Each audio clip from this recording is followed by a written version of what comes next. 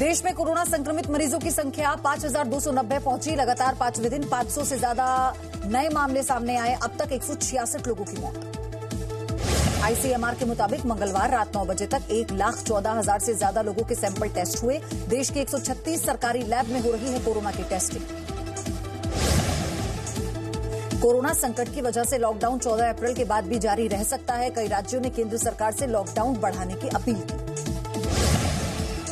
Corona संकट पर कांग्रेस की अंतरिम अध्यक्ष सोनिया गांधी ने पीएम मोदी को लिखी चिट्ठी। खर्चों में कटौती समेत 5 सुझाव दिए। दिल्ली में मंगलवार को कोरोना के 25 नए मामले सामने आए। संक्रमितों की संख्या 550 पहुंची। 331 मामले निजामुद्दीन मरकज से संबंधित। कोरोना वायरस से निपटने के लिए दिल्ली सरकार ने 5T प्लान बनाया। सीएम अरविंद केजरीवाल ने कहा कि इस प्लान से कोरोना पर रोक लगाएंगे।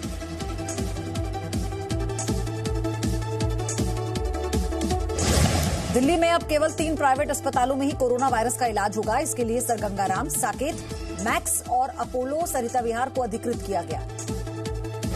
पंजाब सरकार ने राज्य में छिपे जमातियों को 24 घंटे में पुलिस के सामने आने का अल्टीमेटम दिया। ऐसा न करने पर कानूनी कार्रवाई की चेतावनी दी। दिल्ली सरकार ने 1,950 जमातियों के फोन नंबर पुलिस को दे दिए हैं। जमातियों की पिछली गतिविधियों का पता लगाने के लिए कहा गया। दिल्ली से महाराष्ट्र लौटे करीब 60 जमाती फोन बंद कर लापता हुए। सरकार ने पुलिस को जमातियों को ढूंढने का आदेश दिया। उत्तराखंड में डीजीपी की चेतावनी के बाद तबलीगी जमात के 180 लोगों ने सरेंडर किया। सरकार ने सभी को क्वारंटाइन में भेजा। यूपी के नोएडा में करीब 200 कोरोना संदिग्धों को क्वारंटाइन सेंटर ले जाया गया। पुलिस और स्वास्थ्य विभाग ने सेक्टर 8 की झुग्गियों में अभियान चलाया। प्रधानमंत्री नरेंद्र मोदी ने पीएम केयर्स फंड में जी ग्रुप के सहयोग की सराहना की। जी एंटरटेनमेंट एंटरप्राइजेस के एमडी और सीईओ पुनीत गोयनका ने ट्वीट कर पीएम केयर्स फंड में सहयोग की जानकारी दी। केटरिंग कंपनी सीईआई लोगों की सेवा के लिए आगे आई है। एमडी ने बताया है कि कंपनी की ओर से रोजाना करीब 10,000 लोगों को बांटा जा रहा है खाना। रेलवे ने कोरोना से निपटने के लिए 2500 डब्बों में 40,000 आइसोलेशन बेड बनाए। देश भर की 133 लोकेशनों पर रोजाना तैयार हो रहे हैं 375 बेड्स। पीएम नरेंद्र मोदी आज सुबह 11 बजे विपक्षी नेताओं से बात करेंगे। बातचीत में कोरोना से निपटने के तरीकों पर चर्चा होगी। अमेरिकी राष्ट्रपति ट्रंप ने एक बार फिर डब्ल्यूएचओ पर निशाना साधा। ट्रंप ने आरोप लगाया कि डब्ल्यूएचओ गलत तरीके से चीन का पक्ष ले रहा है। दुनिया भर में अब तक करीब 14 लाख लोग कोरोना वायरस की चपेट में आए। मरने वालों की संख्या 82,000 के पार पहुंची। अमेरिका के हालात सबसे ज्यादा खराब। कोरोना संक्रमित ब्रिटेन के प्रधानमंत्री बोरिस जॉनसन की हालत अभी भी स्थिर। ऑक्सीजन के लिए आईसीयू में भर्ती हैं ब्रिटेन के पीएम। अमेरिका समेत करीब 30 देशों ने भारत से मलेरिया की दवा मांगी। भारत ने भरोसा दिया कि मानवीय आधार पर सहयोगी देशों को दवा का निर्यात करेगा।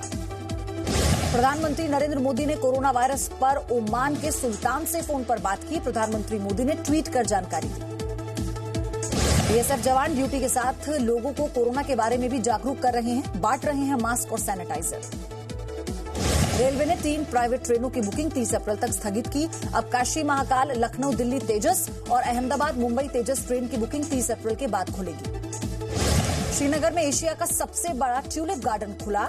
लॉकडाउन के चलते सुंदरता निहारने वाला कोई नहीं। पर्यटन उद्योग को हो रहा है 100 करोड़ रुपए का नुकसान। जम्मू कश्मीर की पूर्व मुख्यमंत्री और पीडीपी अध्यक्ष महबूबा मुफ्ती की नजरबंदी अभी खत्म नहीं होगी। महबूबा को श्रीनगर की अस्थायी जेल से उनके सरकारी घर पर शिफ्ट किया गया।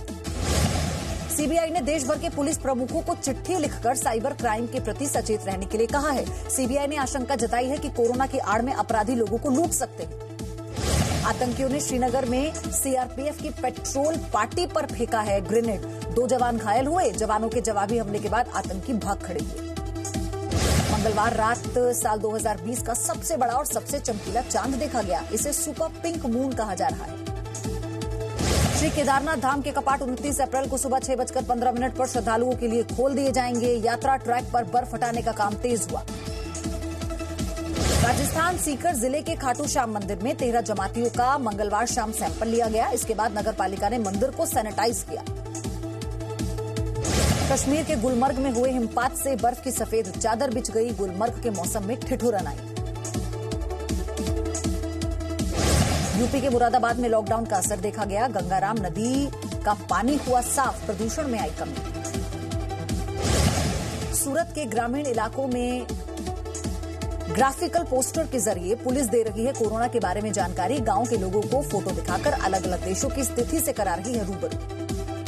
महाराष्ट्र में मंगलवार को कोरोना के 150 नए मामले सामने आए। इसके साथ ही संक्रमित लोगों की संख्या 1018 पर पहुंच गई। महाराष्ट्र में लॉकडाउन बढ़ाने को लेकर फिलहाल कोई फैसला नहीं। सरकार ने कहा कि अगर राज्य में कोरोना पीड़ितों की संख्या बढ़ी तो लॉकडाउन जारी रखा जा सकता है। मुंबई में एक ही परिवार के 7 लोग कोरोना पॉजिटिव पाए गए। एक व्यक्ति से परिवार के बाकी लोगों में फैल गया कोरोना।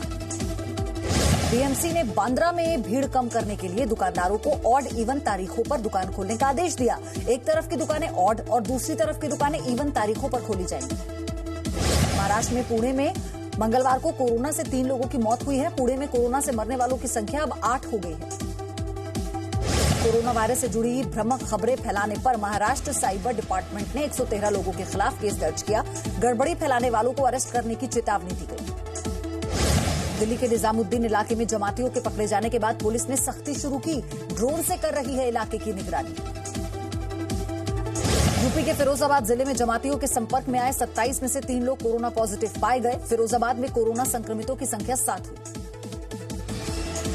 देहरादून में कोरोना पर जागरूकता अभियान चलाने गई स्वास्थ्य विभाग की टीम को समुदाय के विशेष की नाराजगी झेलनी पड़ी।